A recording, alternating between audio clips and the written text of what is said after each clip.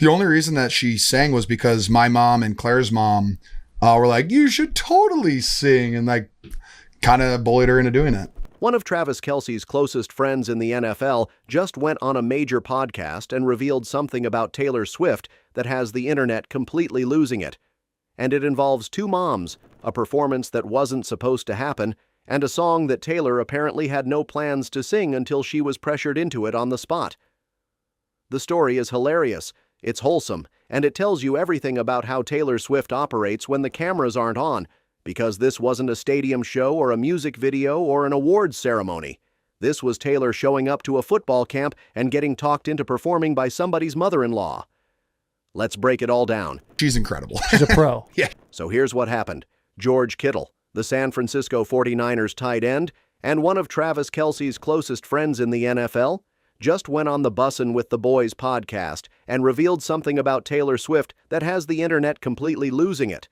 And it involves two moms, a performance that wasn't supposed to happen, and a song that Taylor apparently had no plans to sing until she was pressured into it on the spot. The story is hilarious. It's wholesome. And it tells you everything about how Taylor Swift operates when the cameras aren't on, because this wasn't a stadium show or a music video or an awards ceremony. This was Taylor showing up to a football camp and getting talked into performing by George Kittle's mother-in-law.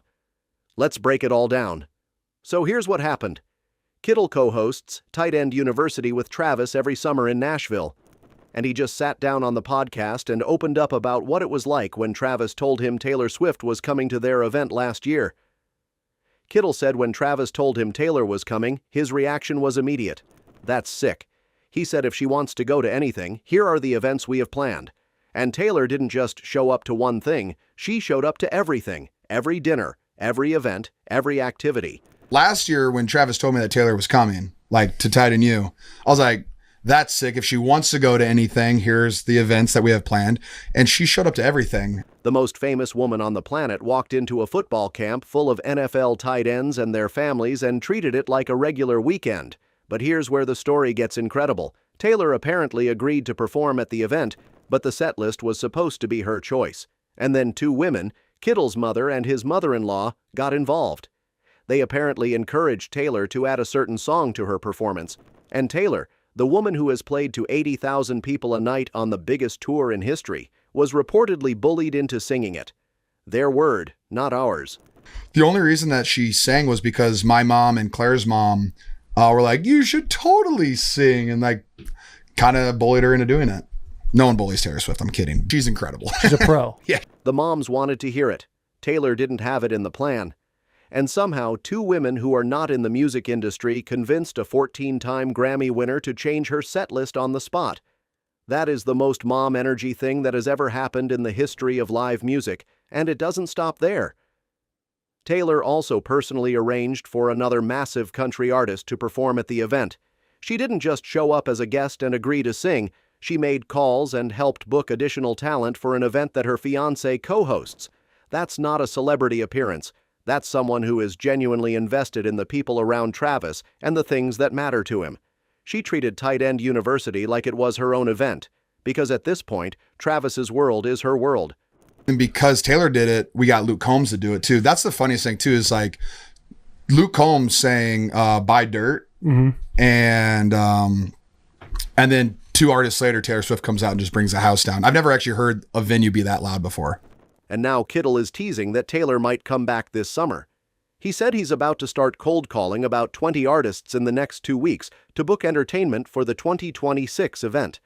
When the hosts asked whether Taylor could appear again, the response was playful, but not a no. I will be cold calling about 20 artists here in the next 2 weeks. Hey, but is the one going to be there? I cannot confirm or deny. And here's why the timeline matters. If the wedding is June 13th and training camp starts in late July, there's a window in between where the Nashville event could happen. Taylor could get married on a Saturday in Rhode Island, spend her honeymoon doing whatever billionaires do on honeymoons, and then show up in Nashville a few weeks later to perform at her husband's football camp. That's not a stretch. That's exactly the kind of thing Taylor Swift would do, because she's never not working, she's never not supporting Travis, and she apparently can't say no to moms who want to hear their favorite song. And speaking of Taylor having the time of her life, fresh details just dropped about what happened at the Oscars afterparties over the weekend. We already knew Taylor and Travis snuck into two of the most exclusive parties in Hollywood, one hosted at the Chateau Marmont and another at a hilltop mansion. But now sources are revealing what Taylor was actually doing inside those parties. According to a major outlet, Taylor was dancing with her friends and having a great time. She wasn't hiding in a corner. She wasn't doing a quick appearance and leaving. She was out on the floor, socializing, mingling with some of the biggest names in entertainment. Sources say she and Travis spent time with the hosts of the party, and the vibe was relaxed, fun, and completely off camera. Only 2 photos from the entire evening leaked, which tells you how locked down these events were. Taylor once said her best spy quality is entering and exiting buildings without being seen. On Oscars night, she proved it. And while the Oscars stealth mission and the tight end university story are dominating headlines, there's one more detail that just dropped, and it's the one that has fans going absolutely wild. Sources say that Travis's decision to return to the NFL will not delay the wedding or the couple's family plans. People keep asking if I'm back, and I haven't really had an answer. But now, yeah, I'm thinking I'm back. I'm not gonna lie, it was pretty short and brief, and the Chiefs knew where I was the entire time on it. I think you always need to take a step back. You always need to take a step back, breathe. An insider said Travis and Taylor are confident they can handle both, the football season and starting a family. The source said it won't be a problem. Another insider said the extended off-season time together after the Eras Tour helped strengthen their relationship in a way that made both of them more certain about the future. And yet another source said they've settled into a real rhythm as a couple, and the more time they spend together, the more they realize how aligned they are. Travis himself put it simply in an interview. He said whenever he's with Taylor, it feels like they're just regular people. He said when there's not a camera on them, they're just 2 people in love. That's the man whose friend George Kittle just revealed that Taylor got bullied into singing by 2 moms at a football camp. That's the man whose fiancée showed up to every event at Tight End University and personally booked another artist. That's the man who snuck into Beyoncé's party with Taylor and left behind 2 photos from the entire night. 86 days until June 13th. The moms got their song. The wedding is on schedule. The baby plans are moving forward. And Taylor Swift might be performing at a football camp in Nashville this summer as a married woman. This family is absolutely unreal, and the best part hasn't even happened yet.